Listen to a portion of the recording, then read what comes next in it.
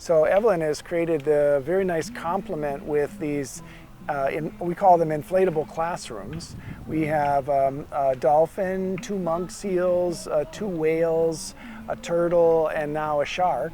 Yeah. And we bring groups of children inside of these inflatables, and something about the excitement in combination with the information about the creatures is a very good learning experience. Yeah. I have made, various inflatables, but this has many depths, and it's underwater. It has many characters around the coral reef. There's the fishes and the reef itself is living, and it's a new experience, and it's very it's very visually organic and changing.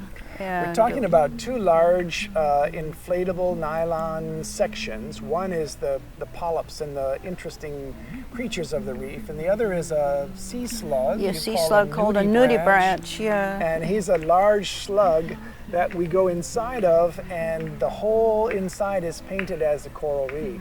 Tell us about, how do these creatures get fabricated? How are they built?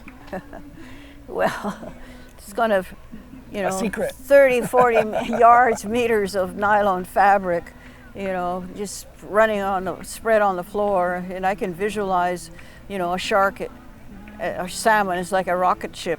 It's a long, slowly shape. Big cigar. Big cigar.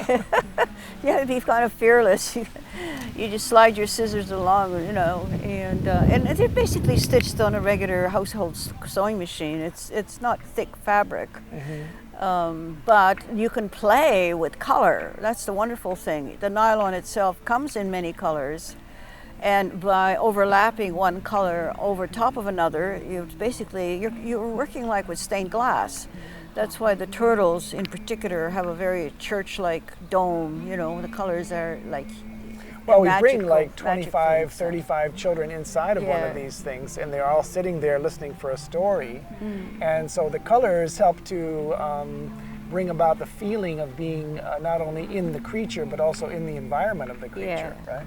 And they're always slightly moving, which, some people, adults sometimes think they're getting seasick, but it has an internal gut. Yeah. Well, I'm here in Hawaii, and I'm going to Canada, and then probably it'll go to California Academy of Science, and then Adelaide World Music Festival, continues New Zealand, and you can work with Vietnam. We're being invited to Vietnam, right? And one of the things we can also do in each residency, let's say we're there for 2 weeks, I could, with community help, stitch an inflatable 40-foot inflatable fish or character that becomes a storytelling theater for that community that they can keep. And I've actually had made those in my life, so I know it's possible.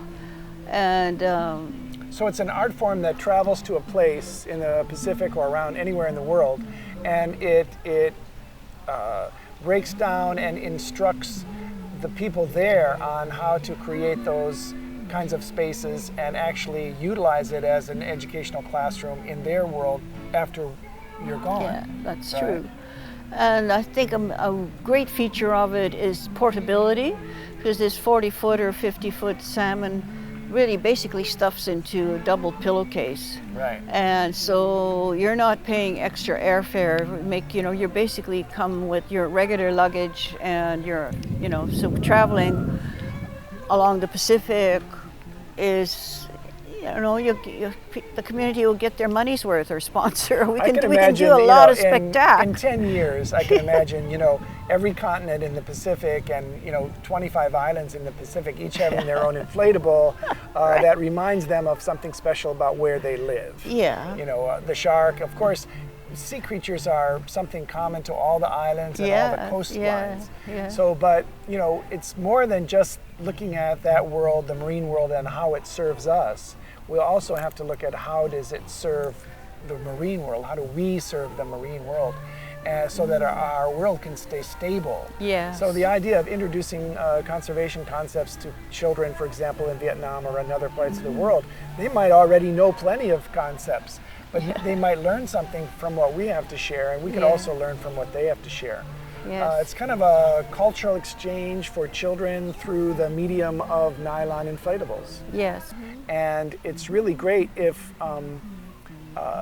other people that have sponsorship needs can see us as someone that's getting out into the different communities and wants to help us by helping us to be well funded as we travel about. Exactly. Yeah. It's not rocket science.